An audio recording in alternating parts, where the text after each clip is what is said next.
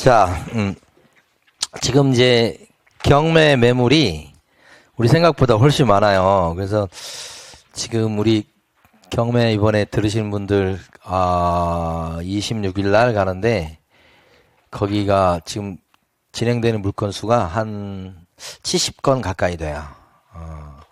요게 새로 생긴 법원이에요. 남양주 법원인데, 그러니까 신생 법원인데, 거기 지금 인구가 많이 늘었잖아요. 근데 거기서 진행되는 물건이 제가, 엊그제 보니까 한 60 몇 건이니까 70건 가까이 돼요.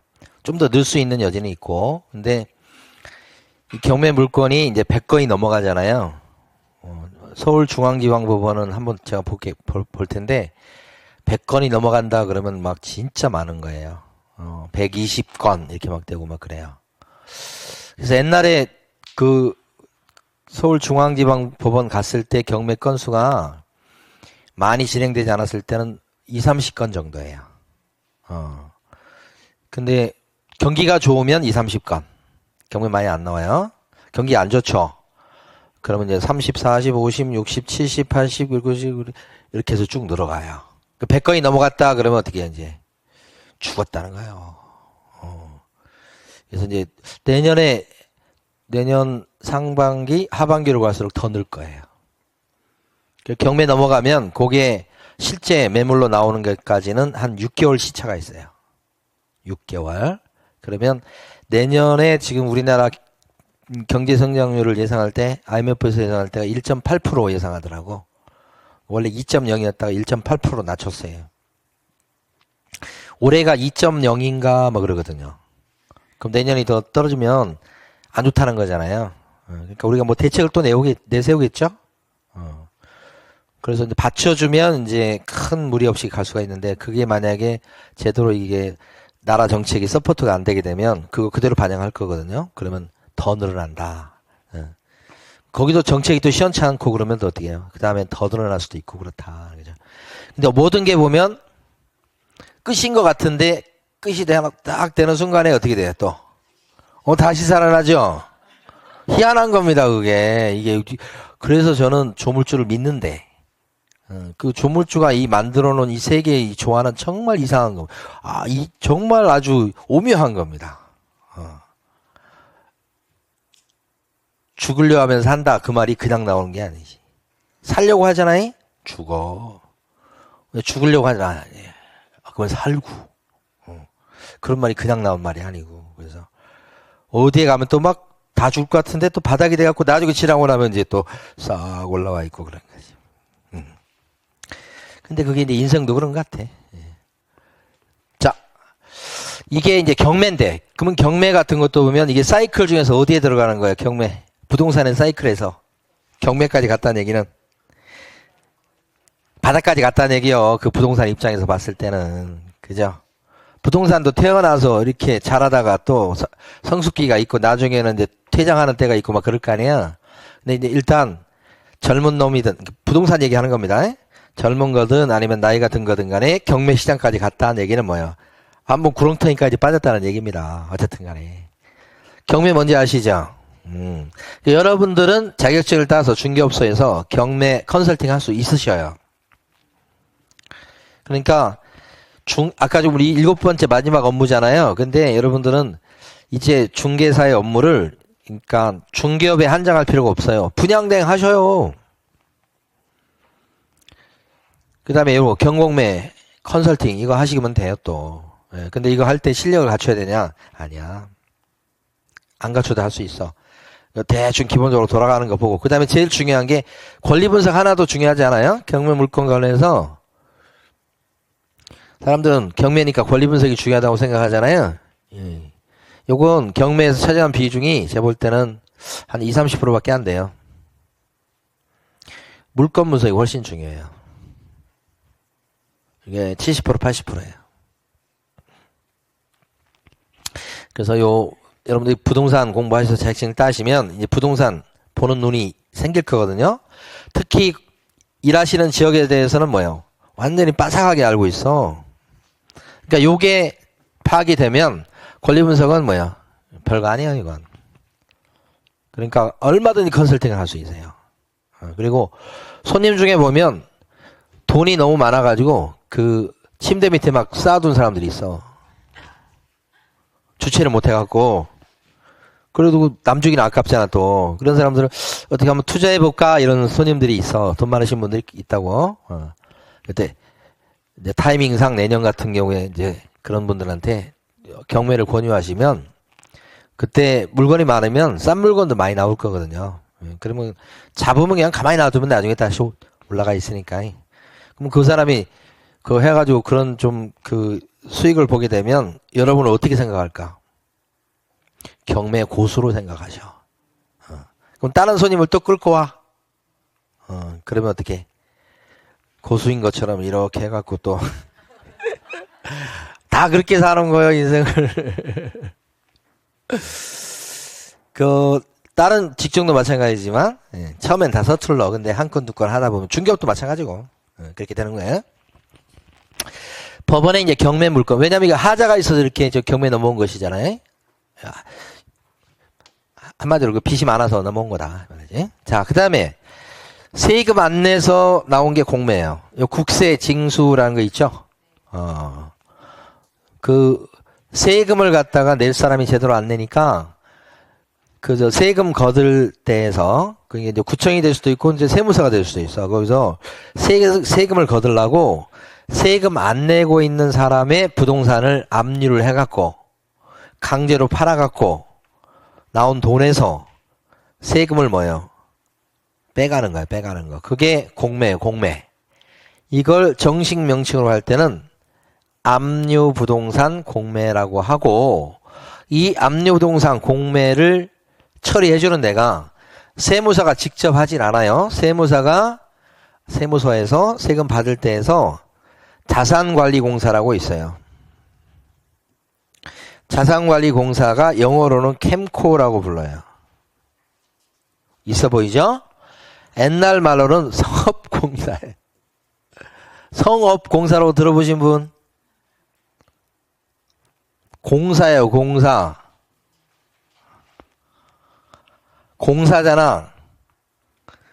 우리 얘기 여기나 들어갔으면 좋겠어.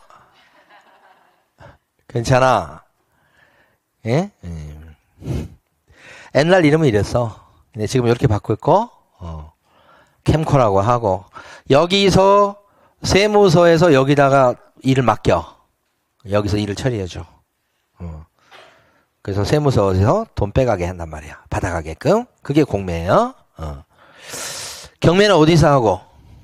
법원에서 하고, 이거는 캠코에서 하고. 이런 부동산에 대해서 여러분이 할 수 있는 건 뭐냐? 권리 분석 및 취득의 뭐예요? 알선. 그러니까 이거 한마디로 알선이야, 알선. 알선은 뭐냐? 그러면 이거 경매에 나온 물건인데 싸게 많이 떨어졌어. 응? 공매에 나온 물건인데 진짜 너무 많이, 이건 뭐 그냥 받기만 하면 무조건 이거 돈 벌고 시작하는 거야. 이렇게 됐을 때 여러분들이 받으라고 권유하는 거잖아. 권유. 그게 알선이야.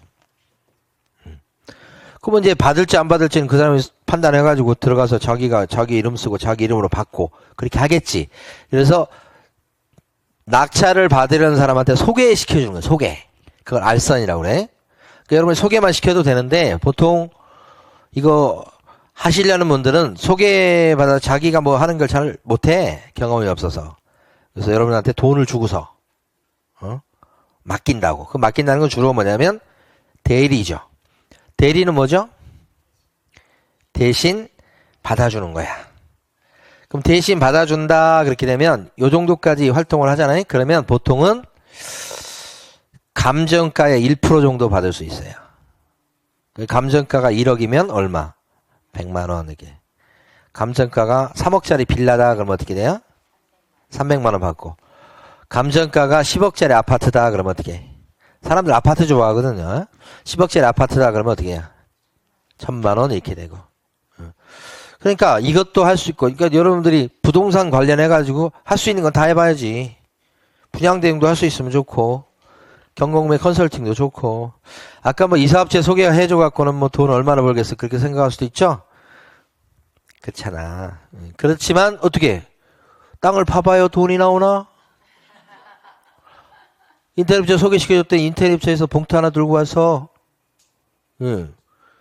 그거 갖고 받아갖고 애들하고 저녁 식사 한번 하겠구만. 에? 예. 막 그것만 전문으로 그런 게 어디가 있어. 그냥 그것도 있으면 그것도 하고 뭐 하는 거지. 아시겠죠? 자, 근데 요 업무 중에서 대부분 보면 이걸 원해, 손님들이. 이걸 원한다고. 근데 이것도 있잖아요. 제가 해보니까. 법원에, 이제, 그때 공장이었는데, 공장, 이거 받아달라고 해갖고, 막 채권자, 그러니까 거기서 채권자는 이제 경매 넘긴 사람으로부터 채권 산 사람이 또 있었거든. 그 사람한테 전화해갖고 시흥거였는데, 시흥거. 그래가지고 그거 가다가 제가 펑크도 놔보고, 예? 운전을 잘못해갖고, 그때 알았는데, 타이어가 밑에가 약한 게 아니고 옆이 약하더라고. 이렇게 코너 돌 때 옆에 딱 하니까 찢어버리더라고. 그래서 그거 갈고 하는데 돈도 들어갔지.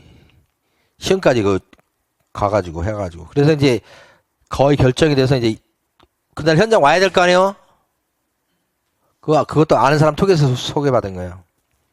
당연히 올 줄 알았지. 안 나타나. 누가 받아갔어. 제가 아는 사람은 아니야. 그것까지만 말씀드릴게요. 그래서 원래 이제 컨설팅 일을 할 때도 보면 처음에 의뢰 받을 때 컨설팅 계약서 쓰고 써야 돼. 안 쓰면 나중에 100% 딴소리해. 그리고 아까 그 타이어 펑크 난 거 있죠? 그런 거 생각해서 그래도 몇십만 원이다 선금을 받아둬야 돼. 그래야 그 사람 마음이 안 움직여. 근데 그런 거 하나도 안 쓰고 하니까 그 사람 입장에서 어떻게 해요? 구속감이 없어. 중개업소도 마찬가지야. 똑같아, 사람 심리는. 내가 이 사람한테 굳이 뭐 그렇게 연결된 그 선이 없을 것 같다 그러면 금방 배신해요. 그런 경우는 대부분 어떠냐면 자기가 입찰가 딱 정해갖고 거기 정보까지 뭐 시흥시에서 공장에 관련된 폐기물 업체거든. 그거 다 해서 그거 한 거 다 해놓고 들어갈 때는 안 나타나고 딴 사람 이름으로 들어간단 말이에요. 그럼 저는 그 사람은 직접 모르니까 제가 뭐라고 할 수도 없잖아. 심증은 가는데 이런 게 세상이다. 늘상 있는 일이다. 잘 먹고 잘 살아라. 근데 그 대가는 치를 것이다. 대가를 내가 악담을 하는 게 아니고 사람이라는 게 그렇게 해가지고 이득을 남기는 것 같죠? 그럼 나중에 가면 어디 미치는 게 나올 거야 또. 그 세상 일이 그렇게 되는 거예요. 그래서 뭐 굳이 악담할 필요도 없어. 그냥 잘 사십시오. 이렇게. 그래서 주로 이걸 원한다고요. 그런데 특히 경매 물건이 예를 들어서 한 1000건이, 이건 그냥 비교하시라고 말씀드린 거예요. 100건이라고 그럴게요. 100건이 경매 물건 나온다. 그렇게 되면 여기 한 10건 될 거예요.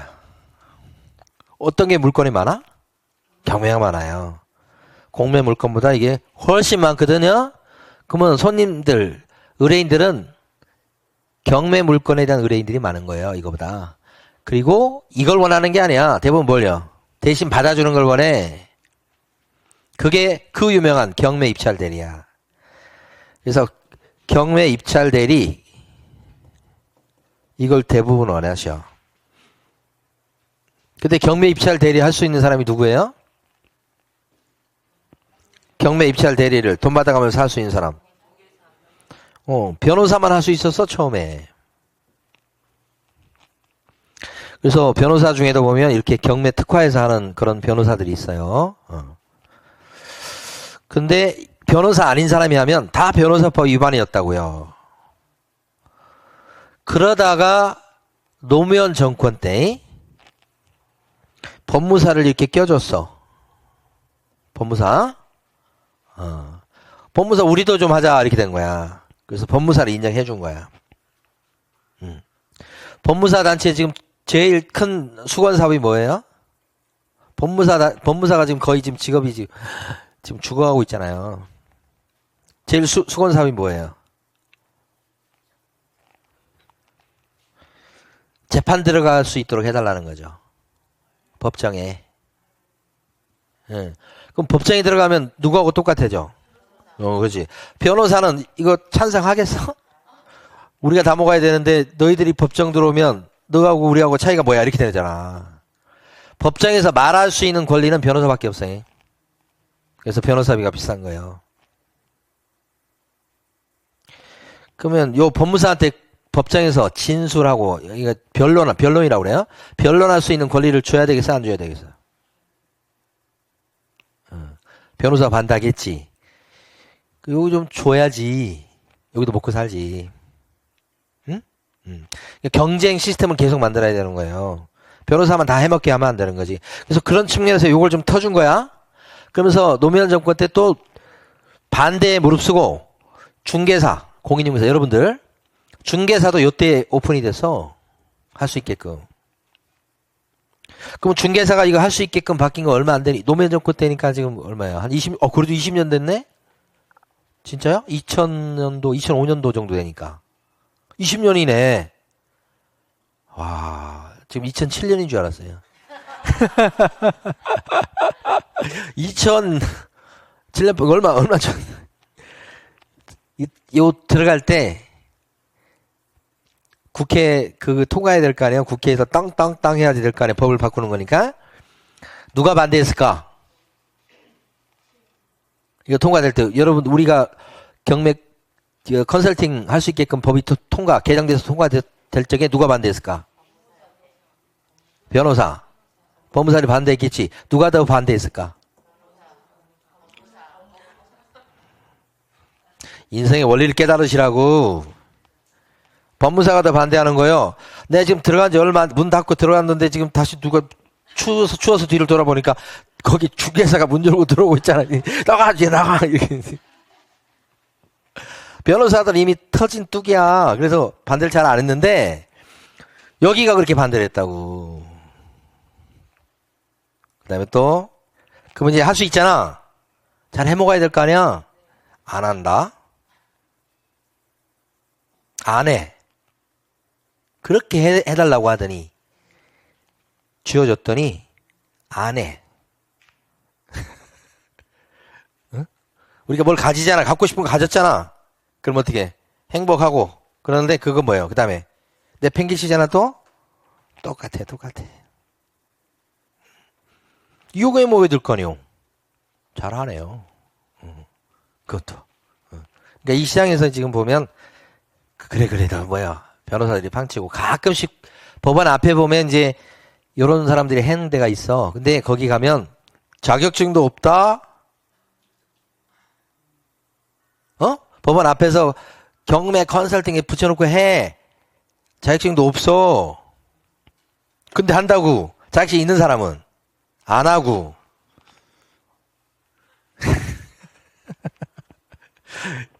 참 이게 정말 오묘한 겁니다. 세상 그 이치는. 그렇게 해달라고 해서 해줬더니만 또 안 하고 있어 또.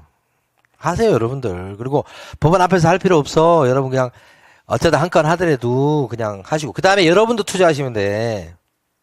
여러분 지역에. 경매에 대해서 지식이 거의 없어도 돼. 아까 말씀드렸잖아.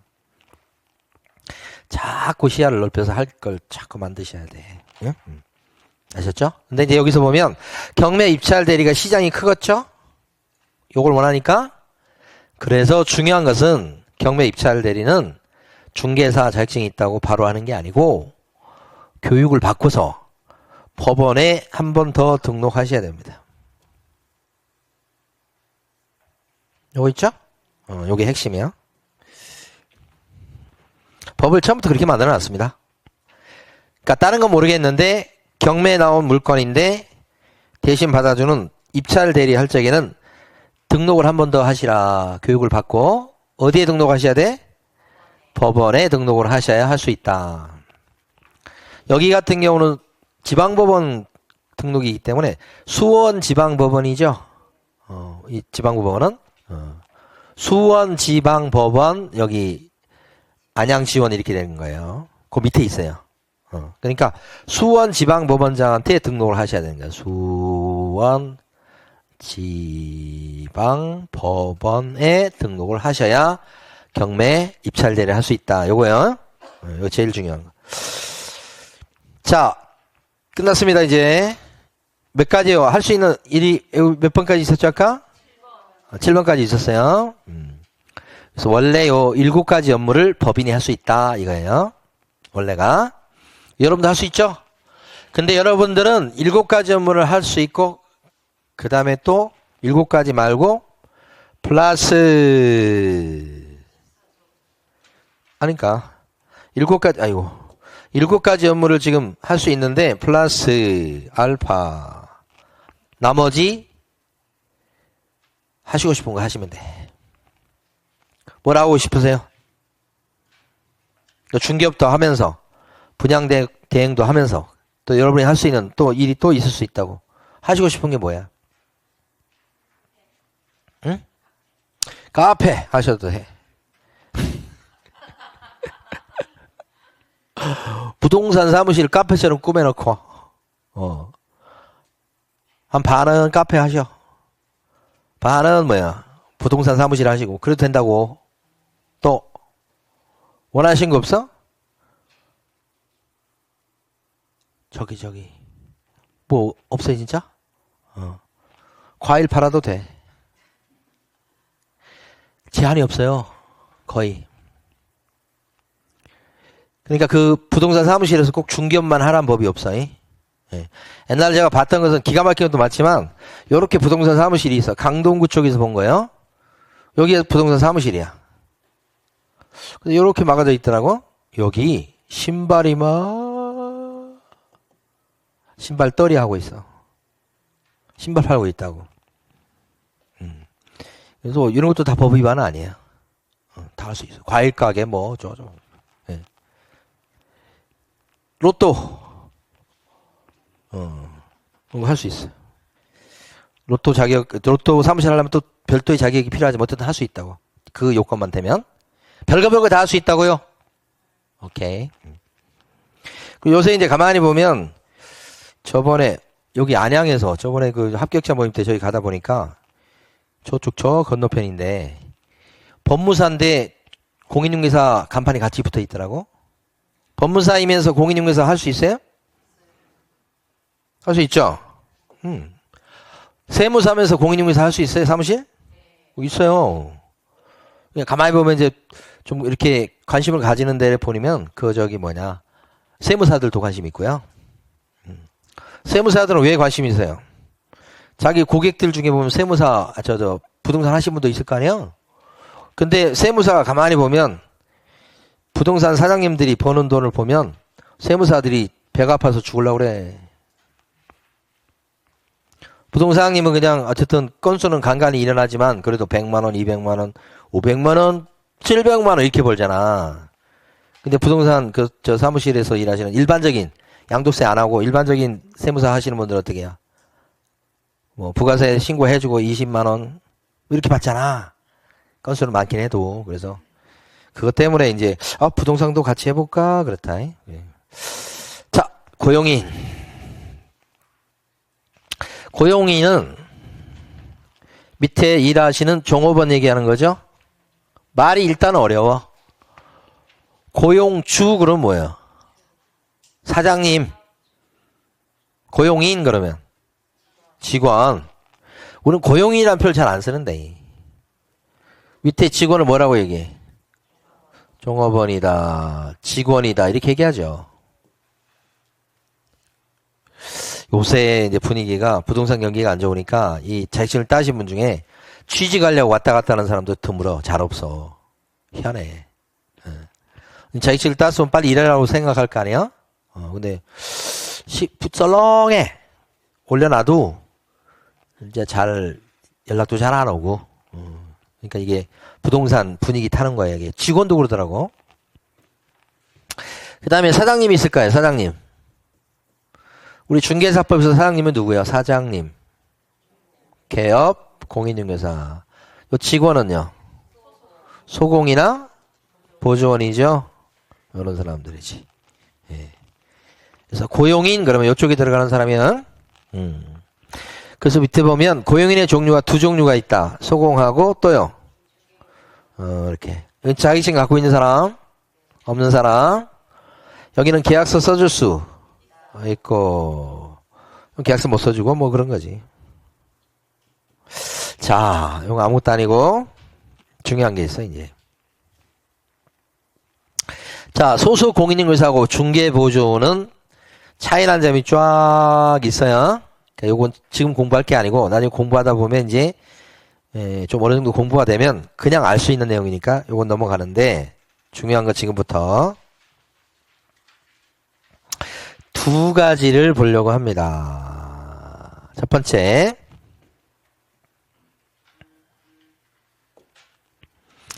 우리 개업 공인인증서 사장님 입장에서 봤을 때 보조원을 갖다가 쓸 수 있는데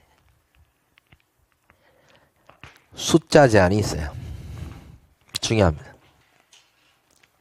보조원을 쓸 수 있는데 쓸 수 있는 보조원의 수가 제한되어 있다고. 그럼 상대적으로 소공이다 그러면 소공은 제한이 없는데 보조원 숫자가 제한된다고. 그 보조원 숫자가 여기 보면 여기서부터 밑줄, 보조원의 수는 개업 공인인증회사와 소속 공인인증회사 합친 수의 5배를 넘을 수가 없다 이렇게 되어 있어요. 그러면 갑이 부동산 사장님이셔요. 자격증이 있겠죠. 이렇게 사무실 이렇게 있어. 근데 이제 직원을 뽑으려고 그래. 자, 그러면 중개보조원 숫자는 지금 소공은 없어요 지금. 이번에 이참에 이제 보조원 하나 이제 쓰려고 합니다. 그러면 몇 명 쓸 수 있다. 그렇죠. 개공 숫자랑 소공 없다고 그랬죠 지금. 합친 수에 5배를 넘지 못하니까 몇 명까지 쓸 수 있는 거예요? 5배를 초과하지 못한다 이거. 요 혼자 몇 명, 보조원 몇 명까지 쓸 수 있다? 5명 아니면 4명? 4명이라고 하신 분은 반성하셔야 돼. 5명. 5명을 넘지 못한다니까. 5명까지는 된다는 뜻이 아니야. 5명까지 쓸 수 있어. 보조원을 무슨 5명이나 쓸까? 지금 소공도 2명 쓰기 힘든데. 직원 1명 있는데 2명 있는데 이 숫자 가지고도 규모를 알 수 있어요. 이럴 일이 별로 없잖아. 그죠? 이걸, 이 조문을 만든 이유는 왜 만들었는가? 법인 때문에 만든 거예요, 법인. 응? 강남에 가면 법인들이 있다고. 그 법인 사무실에 가면 책상에 그냥 특히 젊은 사람들 쫙 빼입고 앉아있는 사람들이 엄청 많아. 응? 자격증이 있을까, 없을까? 없는 사람이 태반이야. 왜 자격증이 없는 거야? 공부하기 싫거든. 일하고 싶지. 공부하려고 막 해서 머리 아파. 벌써 공부 책을 꺼내는 순간에 머리 아파 버려. 그래서 공부하고 포기하고. 그런 사람들이 자격증이 없는 보조원인데 일할 때 강남에 가는 중개법인 가면 다 보조원들이야. 그럼 이런 제한이 없으면 어떻게 돼? 사무실에 보조원이 30명이야. 그럼 이 사람들이 어떻게 해요? 요 중개법인의 타이틀을 갖고 걸고 자기가 광고 내면서 자기가 독자적으로 일해서 건별로 부동산 법인하고 나눠 가져. 응? 나눠 가진다고. 그러니까 보조원들이 실제 일을 한다고. 그거 막으려고 이거 만든 거예요. 여러분 강남에 가면 중개법인 큰 것들이 있어. 막 중개법인 그 이름 보면 많이 들어본 것도 있고 그래. 그거 어떻게 운영되는지 아세요? 이게 중개법인이라고 해봐. 그러면 땡땡 중개법인 유명한 거야. 막 진짜 이름만 대도 다 아는 중개법인이야. 거기 가면 이 건물에서 한 3개 층을 이렇게 빌려서 써. 크잖아. 강남 빌딩 이거 임대료만 해도 얼마나 나오겠어. 근데 이걸 하거든? 그러면 여기에 지금 들어온 일하는 사람들이 다 이 직원이 아니야. 이 중개법인의 직할 직원들이 좀 있고 이 소속 직원들이 좀 있어. 그 나머지는 전부 다 이 새빵살이요. 방을 하나씩 준다고 거기 또 대장이 있을 거 아니야? 그 대장이 사람들 끌고 들어와서 여기 딱 해. 근데 명함은 뭐로 파? 이걸로 파. 공신력이 있잖아. 그래가지고 계약이 되면 이 중개법인하고 여기가 나눠 먹어. 그럼 여기 일하는 사람은 대부분 누구야? 보조원들이 많아. 힘 팔팔란. 근데 이 조문이 생겨버려서 어떻게 되는 거야? 이 숫자 맞춰야 돼 이제. 그것 때문에 힘들었다고 그러더라고. 그럼 요중에 자격증 있는 사람이 있을까 없을까? 있어. 그거랑 대표에서도 자격증이 있는데 자격증 있는 사람이 만약에 여기에 이 중개법인에 자격증 있는 사람이 한 20명이 있다 그러면 몇 명까지 여기서 보조원 쓸 수 있다? 100명까지 쓸 수 있다 이거지. 약하네 아직도. 어렵지 않다고 이거 이 정도 맞추는 건. 3배를 초과할 수 없다 그러면 어떻게? 더 난리가 나겠지. 그래서 올해 이거 들어오면서 올 초에 이 중개법인 대표가 우리 수업 들었던 사람이야. 지금도 이제 중개법인은 좀 큰 걸 해서 어떻게 해서 거기하고 좀 연결을 해갖고 좀 큰 거 한 건 하려고 지금 2년째 이러고 있어. 안 돼 잘. 매수세가 잘 안 붙어. 경기가 좋았어야 되는데 지금 제 환경적으로 봤을 때는 되게 좋은 환경인데 경기만 좋으면 제가 큰 건을 할 수 있는데 지금 진짜 원망스러워. 이쪽 매수 쪽도 지금 경기가 안 좋아서 돈을 묶어놨지.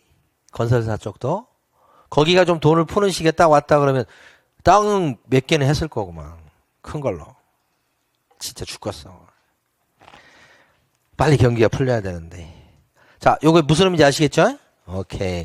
여러분, 동네에 있는 중개업소는 상관이 없어. 그렇잖아. 저기 문제야. 자, 두 번째.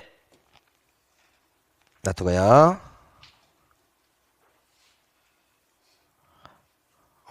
없네? 없어. 자. 제가 있는 줄 알았더니, 없습니다. 그러면, 여기 중요하고요. 두 번째 중요한 게 위에서 설명드릴게요.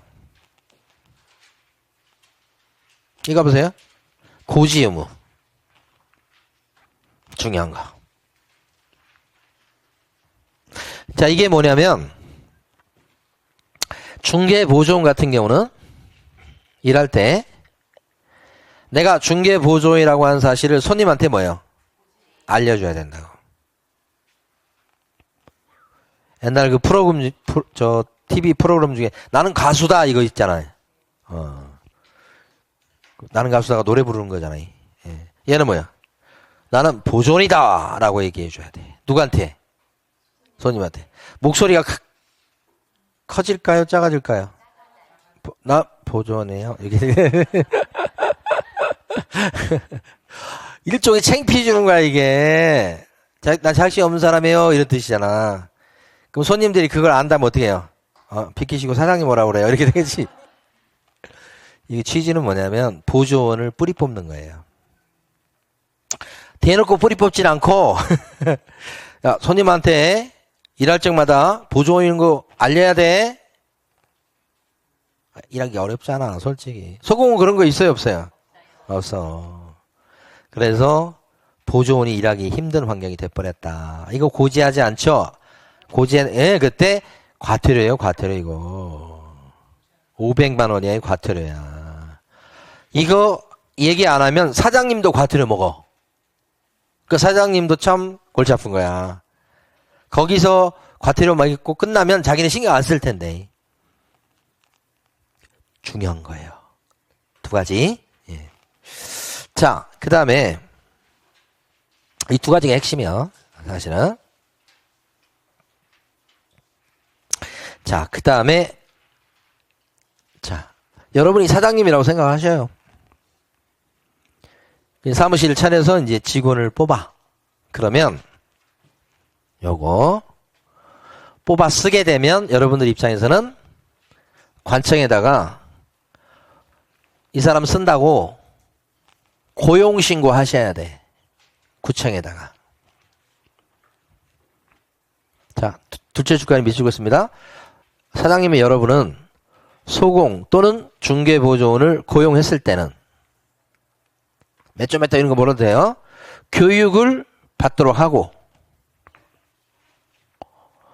업무 개시 전까지 소공이나 보조원이 일 시작하기 전까지 등록관청에다 뭐 하셔야 되겠다?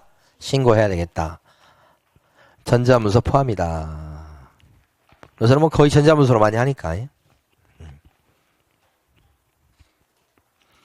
여기 교육을 먼저 살짝 볼까요?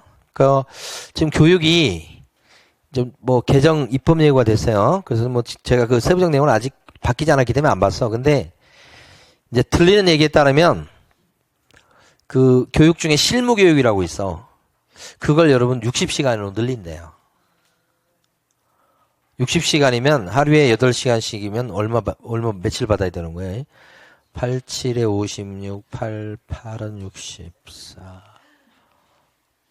8일 받아야 되네? 한 2주 가까이 받으셔야 돼. 미친 거죠. 지금 지금 받은 게 4, 8은 32, 7, 4, 7은 28. 4, 8은 32. 지금 거의 한 20 몇 시간밖에 안 받거든요. 하나는 인터넷, 하루 이틀은 보통 인터넷 교육으로 대체를 하거든. 그러니까 실제 가서 받는 거 한 3일 정도 받는데, 3, 8은 24에서 24시간 받나? 거기서 봐. 24시간 정도를 받는 거예요. 실질적으로는. 근데, 그걸 60시간으로 늘린다고 하니까, 거기 뭐 인터넷 교육 대체하는 게 있을 수도 있겠지만, 그 왜 그런가 모르겠어요. 이해를 못 하겠어. 그러면 자격증이 지금 딸라는 사람도 옛날보다 훨씬 줄었잖아, 지금. 딸라는 사람도 줄었죠. 근데 교육을 그렇게 받아라 이렇게 되면 어떻게 해요? 뭐 하자는 거예요? 그래서 그 교육을 받도록 해요. 근데 이제 보조원이 받는 교육하고 우리 소속 공인중개사가 받는 교육이 틀려.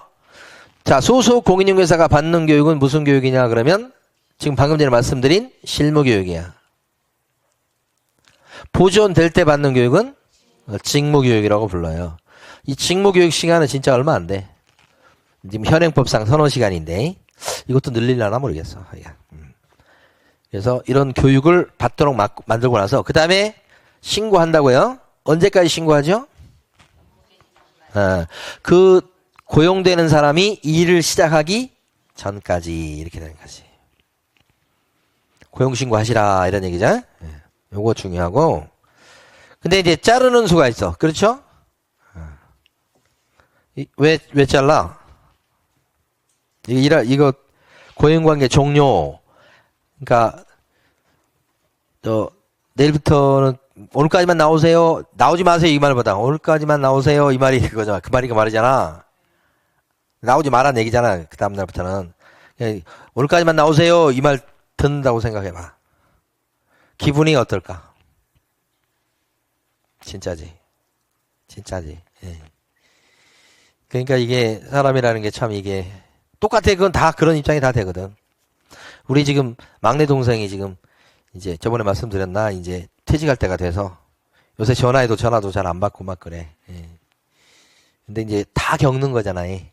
지나고 나면 괜찮은데 이제 요때가 충격이겠지. 아직 잘리진 않았지만 뭐 나가라고 그러나 봐. 예, 그러니까. 여기도 마찬가지. 오늘까지만 나오세요. 그럼 어떻게? 충격이지, 충격. 예. 그렇게 말하는 것도 어려워요. 쉽지가 않아. 근데 이제 왜 그럴까요? 오늘까지만 나오라고 그럴까?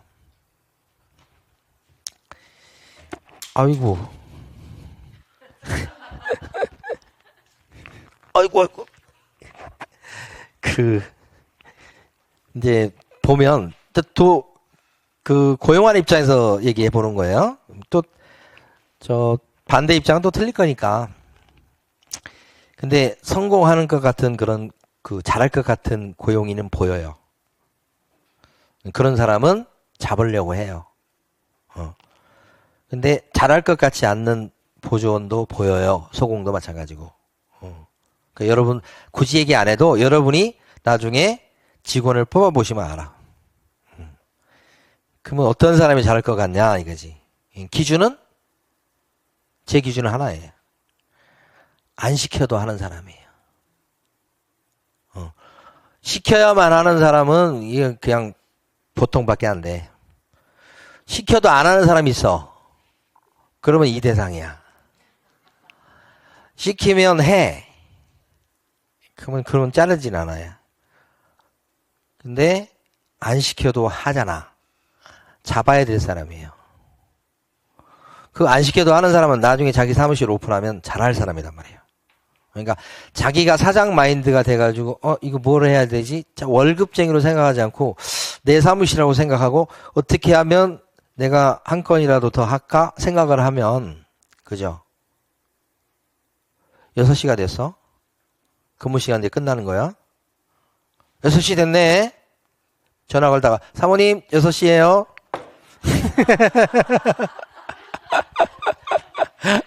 이렇게는 안 하겠지만 거의 비슷하게 일을 합니다. 그러면 자기 사무실 되면 또 다르게 변신하긴 한데 그래도 딱 보이는 거예요 그게.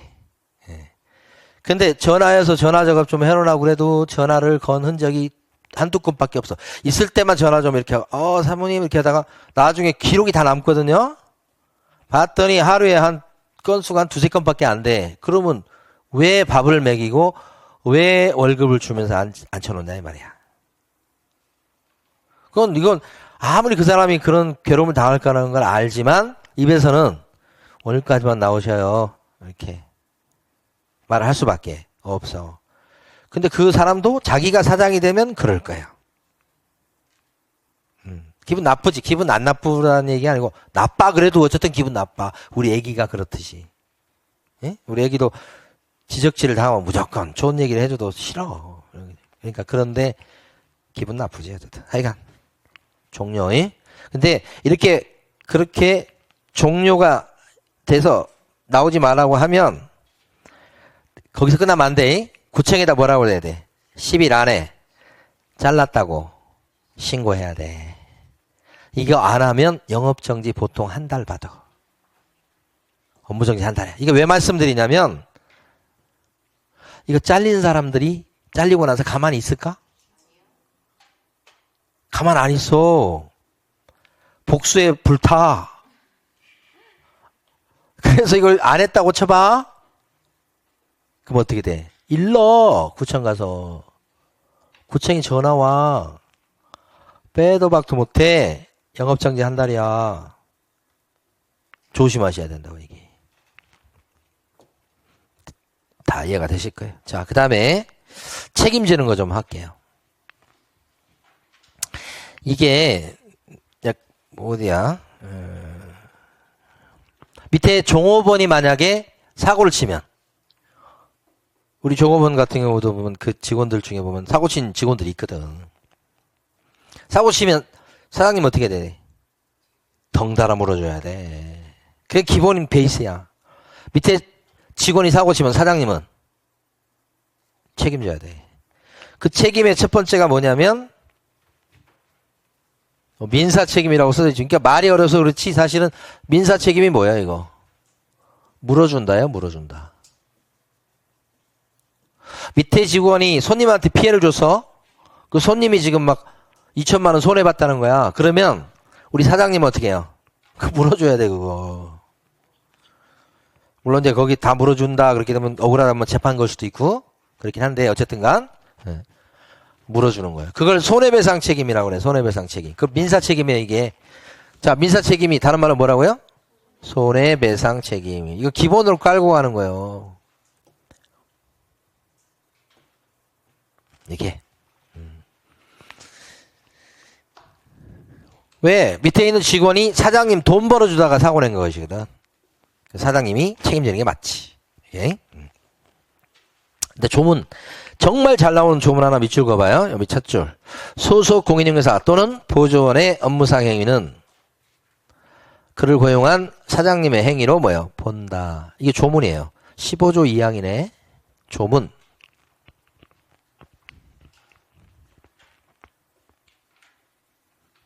그러니까 이 조문 때문에 밑에 직원이 한 영업 활동은 그대로 누가 한 걸로 치는 거예요? 사장님이 한 걸로 치는 거죠. 근데 사장님이 그래서 물어줘야 된단 말이야. 근데 종업원이 퇴근하고 나서 친구들하고 술 마시다가 술집에서 시비가 붙어갖고 패싸움을 하는 바람에 상대방 일을 다 부러뜨려갖고 물어줄 일이 생겨버린 거야. 형사사건도 형사사건이지만 그걸 부동산 사장님이 책임질까?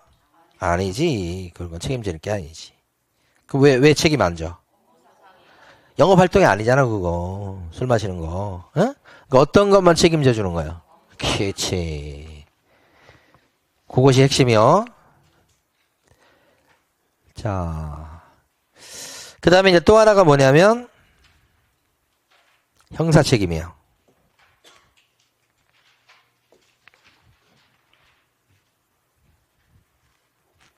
이게 밑에 직원이 있잖아요. 소공이나 이런 직원이 활동하다가 법을 어겨갖고 징역살이 또는 벌금을 물거나 이런 일이 발생했을 때 이게 형사처벌이에요, 여러분. 징역이나 벌금이. 형사처벌을 받은 전력이 있는 사람을 전과자라고 그러잖아. 그죠? 금방 전과자 돼요, 잘못하면. 그러니까 밑에 직원이 징역이나 벌금 받았어. 근데 이게 우리 중개사법에 징역 살리고 벌금 물리는 게 있어요, 없어요? 중개사법에. 있어. 되게 많아. 우리 중개사법도. 징역 살리고 벌금 물리는 게 중개사법도 많아. 그런데 그것 때문에 직원이 이거 받았어. 그때 사장님이 있죠. 사장님이 개공이야. 이 사장님 개공은 벌금으로 처벌해요. 여러분 무서워서 공 못하겠다. 벌금 문다고. 누구 때문에? 직원 때문에. 그러니까 밑에 직원이 징역 또는 벌금 받았다, 받을 짓을 했다, 그러면 사장님도 벌금 문다고. 왜 사장님도, 여러분도 벌금 물게 되냐? 그러면 사장님 벌금 무는 이유는 이거예요. 이유가 이거야. 아이고, 밑에 직원 감독 좀 잘하시지. 감독을 좀 소홀히 하셨네. 그러니까 사고 치지. 그래서 벌금 물었지. 그러니까 징역살이 한 거지. 그러니까 사장님 벌금 무시해야 되겠어. 이렇게 하는 거라고. 자, 밑줄 긋겠습니다. 자출. 벌금액 나왔죠? 소공, 보조원 또는 개업 공인중개사인 법인의 사원 임원이. 사원이나 임원도 이제 밑에 있는 직원보다는 높은 사람이지만 어쨌든 밑에 일하는 직원으로 보는 거예요. 중개 업무에 관해서 행정 형벌에 해당하는 위반 행위를 한 때. 행정 형벌이라는 말이 어렵죠. 행정 형벌이 뭐냐 그러면 형사처벌. 우리 중개사법에서 형사처벌하는 것이 그 벌이 뭐가 있어요? 징역하고 벌금하고 두 개밖에 없어. 형사처벌이. 그러니까 밑에 직원이 형사처벌을 받을 위반 행위를 저질렀을 때는 그 직원을 벌 주는 거 이외에 사장님한테도 뭐예요? 해당 조에, 이 조가 조문을 얘기합니다. 해당 조문에 규정된 뭘 때린다고요? 벌금을 때린다. 과한다가 때린다예요. 그 벌금을 왜 때린다고 그랬어요? 감독을 잘못했기 때문에. 그러니까 좀 살펴보지 못한 정도의 잘못인데 징역을 살리면 여러분 공부하겠어 안 하겠어? 안 하지. 억울해서 못하지. 밑에 사람이 막 뭐 했더니만 징역 가라 이러면 어떻게 해, 여러분들이? 못해 먹겠다. 자식 찢어버릴 거 아니야. 이거라고. 그래서 이때는 이 정도의 잘못이니까 이것은 일부러 그런 게 아니죠. 고의가 뭐예요? 고의. 일부러 그런 거지. 일부러. 일부러 그런 거. 과실은 뭐예요? 실수로 이렇게 하는 거잖아. 실수한 거잖아. 실수로 한 거지. 그럼 감독을 소홀히 했다는 것은 고의예요? 과실이에요? 과실 쪽에 들어가지. 일부러 그런 건 아니잖아. 그죠? 근데 5번 봐야 될 걸 한 2번만 본 거야. 그 바람에 3번을 못 봐서 거기 사고 난 거다. 이런 취지야. 그래서 이건 과실이 있는 거지. 그러니까 이 정도 책임이니까 이거보다는 이렇게 했을 때가 처벌이 조금 뭐예요? 약해야 되는 게 맞죠? 그래서 뭐가 없어? 징역이 없는 거야. 그래서 뭘로만 때려? 벌금이야. 그래서 여기 벌금 돼 있는 거야. 벌금 문다 이거지. 요것을 뭐라고 그래요? 양벌 규정이라고 그래. 옆에다 써주세요. 형사칙 옆에다가 양벌 규정. 요 양벌이란 게 뭘까요? 의미가 뭘까요? 둘 다 양쪽 다 둘 다 벌 주는 규정이라고. 직원도 벌 주고 그 바람에 누구도 벌 받고 사장님도 벌 받고 둘 다 벌 준다. 양벌 규정. 오케이. 요게 훨씬 더 중요합니다. 위에 거보다. 그러니까 우리가 직원 쓴다고 하는 게 부담스러운 측면도 있어요. 이 직원이 일을 잘해줘 가지고 있잖아요. 막 계약도 막 여러 건 성사시키고 그래서 자기 돈 좀 많이 가져가고 이렇게 되면 복덩이. 근데 어떤 직원 같은 경우는 그냥 계약은 못 하는데 그냥 사고는 그렇게 많이 쳐. 그게 이제 어느 정도는 또 개인의 자질하고도 관련돼 있는 것 같아. 뭐 공부했고 안 했고를 떠나서. 예? 예. 참 이게 쉽지 않습니다. 이게. 자 여기까지 봤고요. 그 다음에 도장 얘기해 볼게요.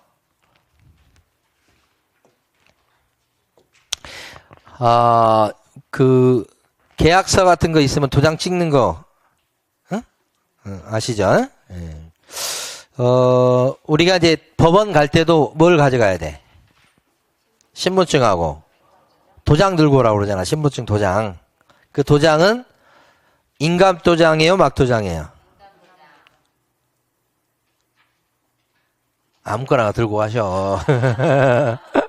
꼭 인감 도장일 필요는 없어. 막 도장 괜찮아.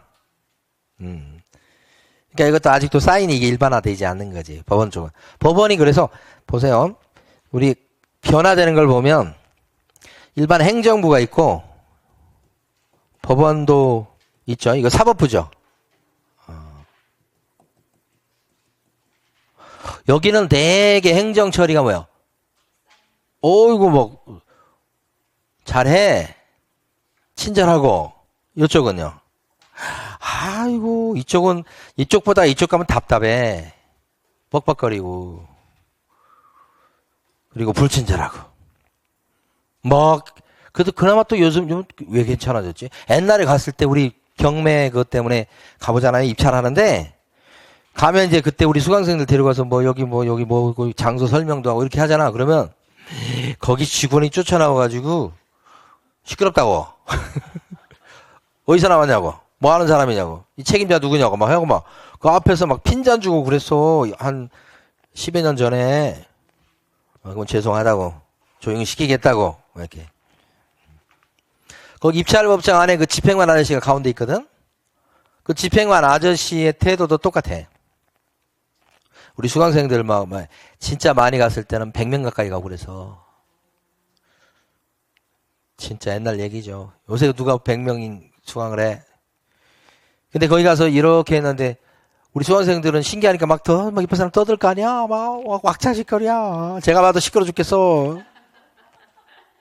그러면 저 앞에 있는 집행관 아저씨가 마이크를 딱 조용히 해주시고요. 요 인솔하신 분 앞으로 나오세요 그래요. 그러면 딱 앞에 앞에 가면 그 사람 마이크 딱 내리고 나서 여기 지금 너무 시끄러워서 안 되겠다고 막 하면서 막 이제 저가 대신 야단을 맞죠. 거기도 사람마다 틀리긴 한데 어떤 사람은 진짜 호통쳐요 막. 근데 그게 시간 변화에 따라서 느끼는 게 뭐냐면 옛날보다 지금 조금 덜 호통친다. 그러니까 지금은 근데 거의 호통 안 치고 잘 해주세요 이렇게 하고 많이 바뀌었어 그것도. 참 시간이 바뀌어서. 자, 그래서 이제 도장, 요 입찰법정 갈 때 도장은 뭐 막도장도 됩니다. 근데 중개업소에서 도장이 필요하거든. 계약서에 찍을 도장. 자, 인감 도장일까요? 막 도장일까요? 등록된 도장을 찍는 거지. 그게 인감 도장이에요, 막 도장이에요? 이 귤 때문에 수업을 계속 하기가 힘드네. 막도장이야, 대부분. 막도장이라는 게 이제 인감도장 아닌 걸 얘기하는 거예요. 응? 인감도장을 등록하고 쓸 수도 있어. 근데 현실적으로는 인감도장은 소중한 거잖아. 막 돌아다니게 하면 안 되잖아. 사무실에 갖다 놓고 있는 것도 불안하잖아. 그래서 보통 인감장을 등록을 안 시켜. 그러면 쉽게 얘기하면 막도장을 등록한다고. 그리고 그걸 찍는다고. 그래서 법에서는 도장에 대해서 무슨 얘기하면 도장 있잖아 이거. 결론은 간단해요. 도장을 관청에다가 등록을 시키셔. 그리고 등록됐죠 이제 도장 등록했죠. 그 등록된 도장을 날인하도록 법이 돼 있다는 얘기죠. 그러면 누가 도장을 인장을 누가 등록해야 될까? 그러면 계약서나 이럴 때 도장 찍을 사람이죠. 계약서에 이럴 때 도장 찍을 사람은 누구요? 개공하고 소공인 계약서 쓸 수 있거든. 그럼 소공인 계약서 썼다가 뭐 도장 찍어야 될 거 아니야? 아무 도장이나 찍으면 안 돼. 어떤 도장? 등록된 도장 찍어야 되겠다 이 말이지. 그죠? 근데 나중에 해보시면 아십니다만은 계약서에 이렇게 있는데 보통 이제 소공 일하신 분들 중에 뭐 등록된 도장 했을 때 도장 큰 거 가져오신 분이 있어. 또 막 그것도 보니까 막 재질 좋은 걸로 해갖고 엄청 커. 근데 도장 찍으려면 이 공간이 어떻게 해요? 좁아요, 엄청. 그래도 우리는 이제 밀려서 찍습니다. 도장 찍을 때 여기 찍고 여기 저기 요새 부부 공유가 많잖아. 공동명의가 많잖아. 그러면 어떻게 찍어야 돼? 임대인 도장 2개, 임차인 도장 2개, 부동산 2군데, 거기 소금까지 끼면 도장이 몇 개까지 들어갈 수 있어? 8개야. 2개, 2개, 2개. 8개가 여기 찍힐 수 있냐고. 도저히 공간이 안 돼. 그러면 요 손님들 도장 옆에 찍고 하여간 이게 중요한 포인트가 뭐냐면 이게 이렇게 겹치게 찍어서는 절대 안 돼. 근데 여기다 찍어야 된다는 강박관념에 어떤 사무실 같은 거 보면 여기다 막 찍을 때 막 중복되게 찍어놨어. 그럼 뭐 나중에 어떻게 알아봐 이걸. 보기도 안 좋잖아. 그러면 쭉 밀려서 찍으시면 돼. 밀려 찍다 보면 요 밑에까지 내려와 이제. 관계없어. 보이는 게 더 중요한 거야. 그래서 도장은 어떻게 찍어야 된다? 아름답게 찍어야 된다. 어떤 게 아름다운 거예요? 선명하면서 이름이 구별되게끔 찍는 게 중요한 거지. 예? 예. 근데 진짜 막 여기 막 중복되게 찍어 놓은 경우도 있어. 그럼 그 사무실 일 잘못한 거야. 보기도 안 좋아. 요게 도장 등록, 그리고 찍을 사람 요 사람들이야. 보증은 어떨까? 손 빨고 있어야 돼, 옆에서. 보증은 찍는 게 아니지. 기본적으로. 자, 근데 어떤 도장을 찍을까? 여기서부터 보도록 하겠습니다. 도장까지 하고 쉴 겁니다. 자. 자연인이라고 해서 자연인. 자연인하고 이렇게 법인 이렇게 되는데 자연인이 뭐예요? 사람. 그래서 이 사람은 숨을 쉬는 사람이야. 법인 사람이 아니에요, 이것도. 법적으로 봤을 때는 얘도 인이잖아, 인. 이거 사람 있지 않아요, 이거? 이것도 사람 있자고. 법적으로는 그 인격체가 있다고 보는 거예요. 응? 근데 여기는 숨을 안 쉬지. 크게 자연인과 법인으로 나뉘는 거야. 그러면 자연인에 들어가는 게 누구냐 그러면 요 사람 밑에 직원 이런 사람. 여기가 공인중개사인 개공이겠죠. 요 사람. 이 사람은 이런 개공이나 소공은 어떤 도장을 등록해야 되느냐 이거지. 자, 빨간 걸로 해볼게요. 요 부칙개공도 있네. 부칙개공 누군지 아시죠? 복덕방 할아버지도 도장 등록해야 돼요? 네. 그럼 어떤 도장을 등록하느냐 요걸 갖다가 지금부터 봅니다. 여기 보면 가족관계 등록부 들어보셨어요? 가족관계 등록부 들어보셨어요? 옛날 호적이에요, 호적부. 그 다음에 호적제도가 없어지면서 이 이름이 바뀐 겁니다. 예?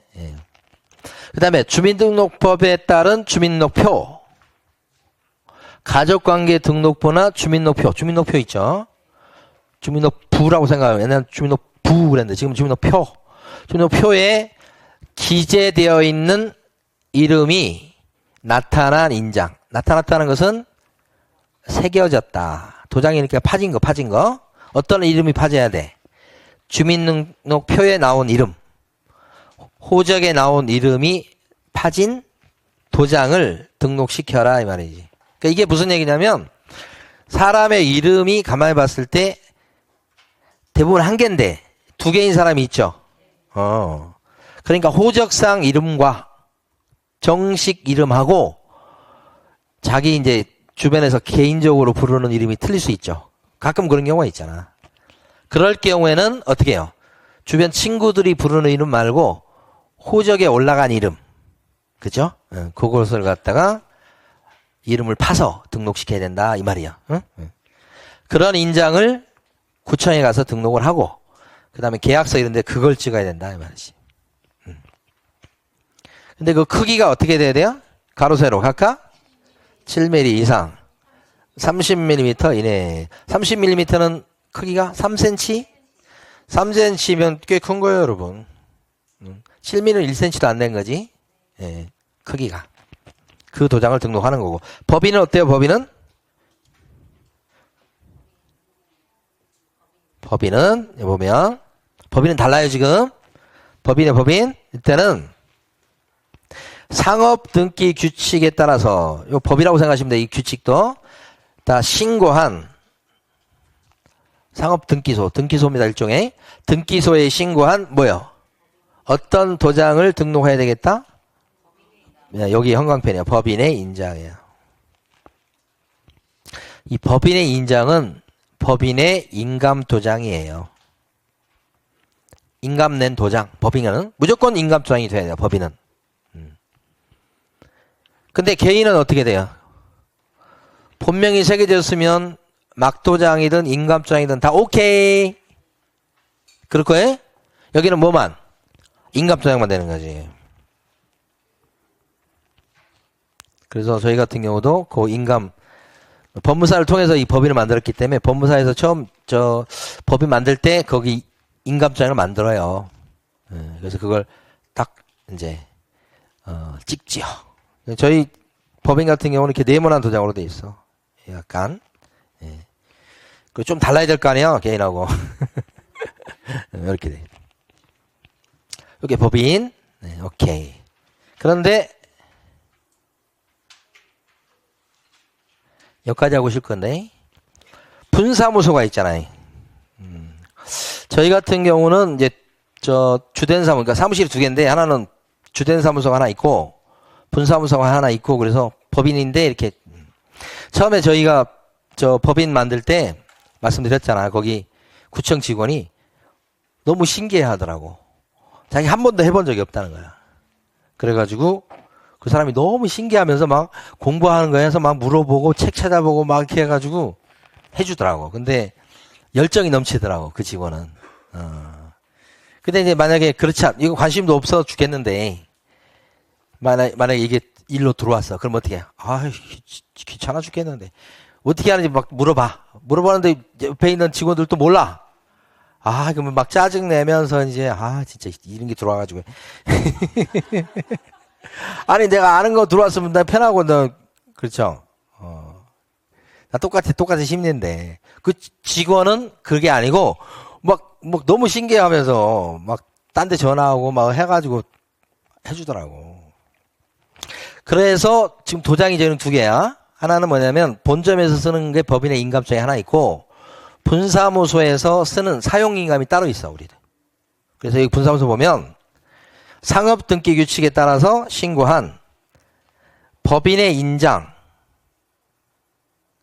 인감도장, 요걸 등록하거나, 법인의 인감도장 한 개밖에 없는데, 그걸 등록하거나 아니면 상업등기 규칙 35조 3항에 따라 요거 중요하네. 법인의 대표자가 보증하는 인장을 사용인감이야.